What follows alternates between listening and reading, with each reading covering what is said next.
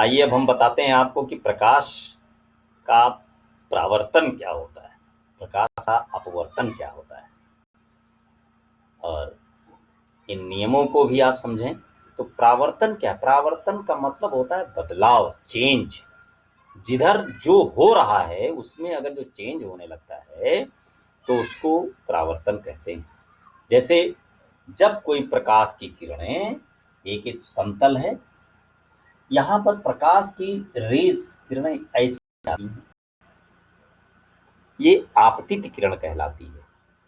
आपतित किरण जिस पॉइंट पर टकराती है उसको आपतन बिंदु कहते हैं। टकराने के बाद ये उसी माध्यम में वापस लौट जाती है, इसी को प्रकाश का परावर्तन कहते हैं। ये एक मान लीजिए दर्पण है, दर्पण मतलब पॉलिश युक्त, एक साइड में पॉलिश कर दी जाती है जिससे किरणें इसको क्रॉस नहीं कर सकती। ये दर्पण है, मिरर। तो ये किरणें जहां पर आके टकराती हैं आपतन बिंदु पर, वहां से कुछ नियमों का पालन करती हुई उसी माध्यम में वापस जाती है, इसको कहते हैं प्रकाश का परावर्तन। अब नियम क्या है वो थोड़ा ध्यान रखें। तो बहुत इसके लिए प्रैक्टिकल भी होता है कि सिद्ध करें कि परावर्तन के नियमों को। तो परावर्तन का नियम क्या है कि ये किरण और आपतन बिंदु, ये तल एक ही पॉइंट पर आकर के मिल जाते हैं। एक तो ये है, तो होता है। अब दूसरा क्या, यहां पर इस पॉइंट पर आपतन बिंदु पर अगर एक लंब डाल दिया जाए, अभिलंब, ये लंब डाल दिया जाए, ये अभिलंब है, ये आपतित किरण है, ये परावर्तित किरण है, तीन चीजें हो गई। ये मिरर है, आपतन बिंदु है, चार पॉइंट मिले। अब इसमें जो ये अभिलंब और आपतित किरण के बीच में जो कोण होता है उसको कहते हैं आपतन कोण। ये कोण जो होता है आपतन कोण होता है। और अभिलंब और जाने वाली किरण, परावर्तित किरण के बीच में जो कोण होता है उसको परावर्तित कोण कहते हैं। तो ये जो आपतित कोण है ये परावर्तित कोण के बराबर होता है, ये परावर्तन का नियम। तो इसको ध्यान रखना है,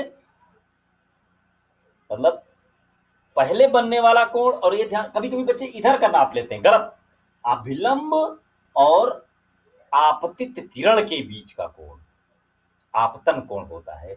और ये आपतन कोण, आपतन कोण बराबर होता है परावर्तन कोण की।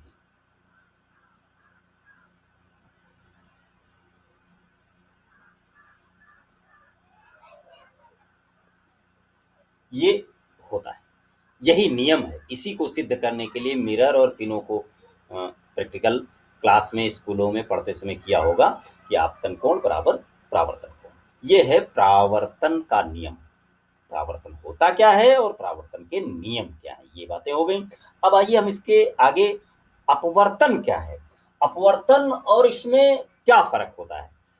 परावर्तन में जो किरणें आती हैं उसी माध्यम में वापस चली जाती हैं, और अपवर्तन में किरणें दूसरे माध्यम में प्रवेश कर जाती हैं।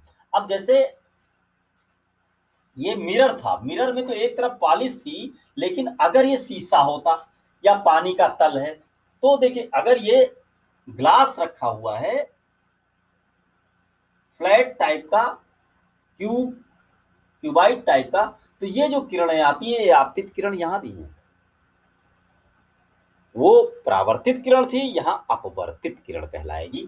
अब यहां ये होता है अभिलंब, जिस बिंदु पर आपतित किरण मिले उस बिंदु पर अभिलंब खींचा जाता है 90 डिग्री का।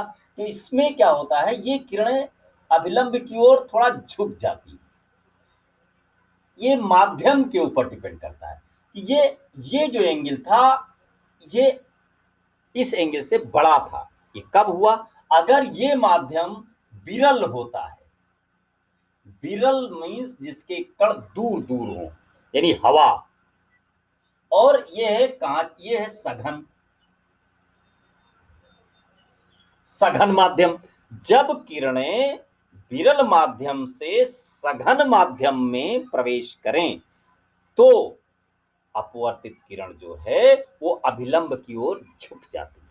मतलब ये एंगल जो होगा इस एंगल से छोटा होगा, ये बनता है। अब इसी किरण को जिससे और आगे बढ़ा दें, इसका उल्टा रूल आ जाता है, क्योंकि यहां पर देखिए ये अभिलंब खींचा इस पॉइंट पर, यहां जब जब माध्यम चेंज जहां जहां पर होता है वहां वहां ये रूल बनता है।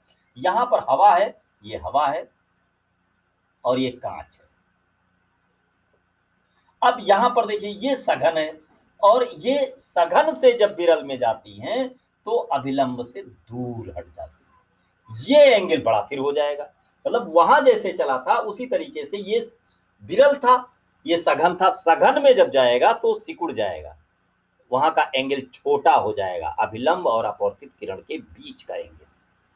और जब सघन माध्यम से विरल में जाएगा तो फिर वो एंगल बड़ा हो जाएगा, क्योंकि सघन से जब विरल में जाता है तो अभिलंब से दूर हटती हैं किरणें। ये है अपवर्तन का नियम। प्रकाश का अपवर्तन क्या होता है? अपवर्तन में एक किरण दूसरे माध्यम में प्रवेश करती है, और परावर्तन में क्या होता था?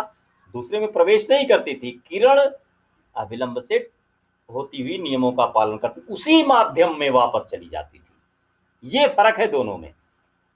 अपवर्तन दूसरे में एंट्री, दूसरे माध्यम में चले जाएं, और परावर्तन उसी माध्यम में वापस चले जाएं।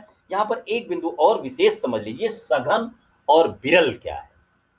सघन माध्यम जिस माध्यम में जा रहा है उसके एटम्स, उसके कण हैं, उसके अणु हैं, वो विरल में दूर दूर होते हैं और सघन में पास पास होते हैं, घना घना।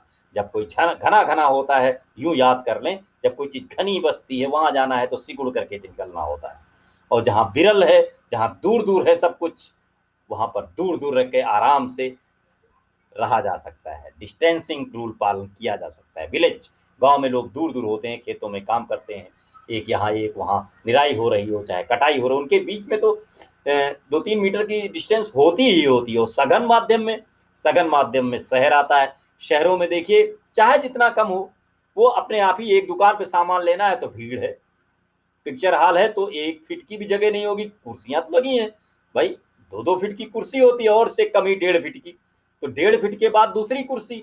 तो मॉल में, हॉल में, कहीं भी वहां डिस्टेंसिंग पालन करना बहुत मुश्किल हो रहा है, गांव में अपने आप हो जाता है। तो शहर और गांव, शहर से जब आदमी गांव की ओर बढ़ता है तो अपने आप फैल जाता है, खूब आराम से जगह मिलती है उसको, बस यही रूल चालू हो जाता है वहां। और जब गांव से शहर की ओर व्यक्ति जाए तो सिकुड़ जाता है, थोड़ी जगह होती है। यहाँ जो बीघों में घर बने होते हैं, वहां बहुत छोटी छोटी जगहों में घर बने होते हैं। मतलब जो एरिया जितने में यहाँ काम हो रहा था वहां उससे कम में काम चलाना पड़ता है। जिस तरीके से यहाँ विरल था, खूब दूरी में, एंगल बड़ा था, और यहाँ कम हो गया, और कम के बाद फिर जब गांव आए तो फिर बड़ा हो गया। तो कितनी आसानी से इस चीज को समझा जा सकता है, इस नियम को। अब इस पर आधारित कुछ क्वेश्चंस हैं या कुछ बातें और हैं जो मैं इसके बाद वाले वीडियो में डालने वाला हूं, उसको देखिए, और इस वीडियो को सब्सक्राइब कर लीजिए, जिससे मेरी बातें आपके पास पहुंचती रहें और आपका ज्ञान वर्धन होता रहे। धन्यवाद।